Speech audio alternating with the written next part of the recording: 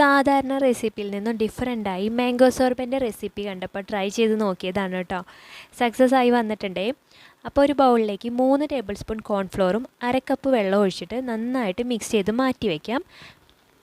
ഇനിയൊരു പാനിൽ 1 കപ്പ് വെള്ളത്തിലേക്ക് 1/2 കപ്പ് പഞ്ചസാര ചേർത്ത് കൊടുത്ത് നന്നായിട്ട് മെൽറ്റാക്കി എടുക്കാം.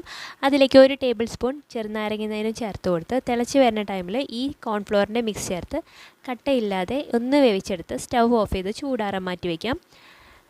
ഇനിയൊരു 3 പഴുത്ത മാങ്ങ ചെറിയ കഷ്ണങ്ങളാക്കി എടുത്ത് മിക്സിയിൽ നല്ല പേസ്റ്റ് പരുവത്തിൽ അരച്ചെടുക്കാം. ഈ മാംഗോ പേസ്റ്റും കോൺഫ്ലോർ വേവിച്ചതും കൂടെ നന്നായിട്ട് മിക്സ് ചെയ്തെടുക്കുകയാണ് വേണ്ടത്. ഞാനിവിടെ മിക്സിയിലിട്ടിട്ട് ഒന്ന് കറക്കിയെടുക്കുന്നുണ്ട്.